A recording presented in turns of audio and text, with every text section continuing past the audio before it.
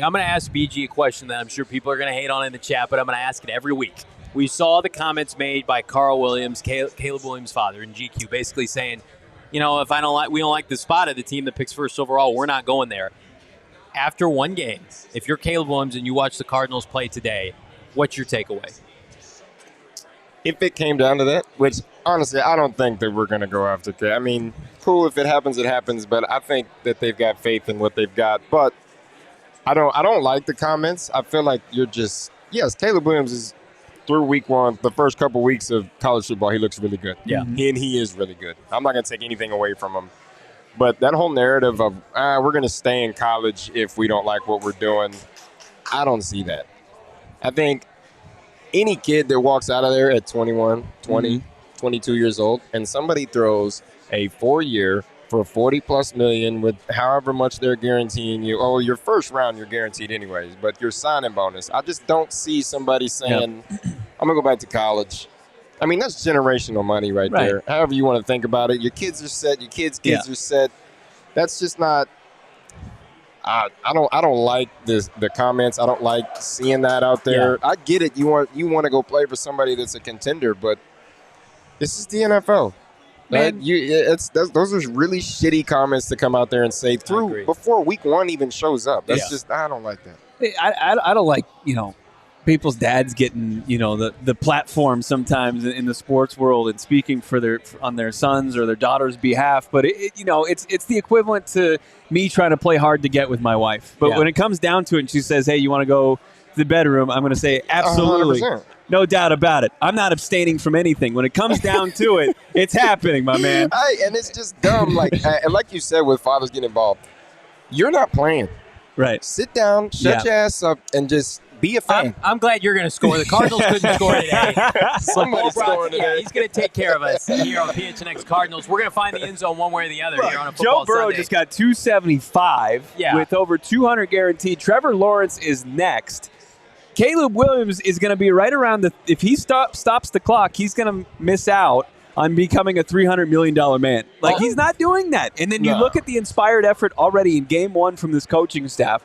You look at all the good work that's being done from the front office spot. Sure, you've got the ownership, who the ownership is, but we've seen worse ownership groups get first overall picks and have players go and sign the deals and play for those franchises. I think it's just a little bit silly. People can say whatever they want right now. Carl Williams can say whatever he wants right now because there's no pressure on anybody to say anything definitively at this point. So trying to create any kind of leverage, fine, go do that. But when it comes down to it, if they're the team in the spot, whether it's the Texans pick or their own pick, and they make the call, that's fine. It's who else looked? It's an aggressive place to go to because we've looked at these quarterbacks that have taken that standpoint and, hey, I am going to go back. Matt Barkley, for instance. If Matt Barkley comes out his junior year or whatever year he was eligible, he's one of the first top 3 picks, and he goes back to school and he slides the second, third round pick. So be careful because one season, going back to college, something could happen. Shit always happens. Going the Big Ten, too? Oh, yeah. That's a different type of defensive mindset. Pac-12 to Big Ten. And you know who doesn't want to hear from Carl Williams, Budda Baker, Jonathan Gannon, these guys that competed their ass off today in the NFL. This is the NFL. This is not Stanford on a Saturday night where you can throw 4 touchdowns. They were a quarterback away from winning this game handedly. And if Carl Williams wants to come out and say, if we don't like it with the first overall pick, we'll stay in college, we'll pull an Eli Man, we'll force a trade, you can kiss my ass. This team, They have the infrastructure now. They are well coached. In my opinion, if they compete like this all year, win or not, you're fortunate to come here. You want to live in Paradise Valley, Scottsdale? You want to go to somewhere in Middle America, right? Nothing's going to be perfect, right? Joe Burrow's playing in Cincinnati. He changed the culture there. Trevor Lawrence went to football desert wasteland in Jacksonville, and he had them in the playoffs last year. If you're a competitor and you want to come and compete in the NFL like these players, these 53-man did today, you'll come to the Arizona Cardinals if they select you, if you're fortunate enough to be selected. But we're going to bring that up every week because I think the narrative on Twitter last night was, this is unbelievable by Caleb Williams. Look at this 70-yard pass. First of all, nobody's in his face, right? It's 7-on-7 there. He's a tremendous talent. But I'm watching football. This is football today. This is what it's like to play professional football. In the rain, 4 first-round picks on the defensive line, Ron Rivera coming at you.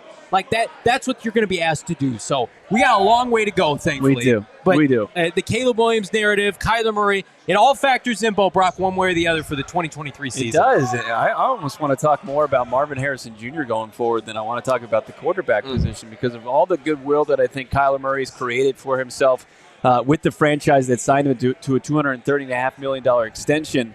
Let's see. Absolutely, I agree with the chat. Let's just see until he gets back. But it's with the 2 premium picks. I'm going to continuously dream about Marvin Harrison Jr.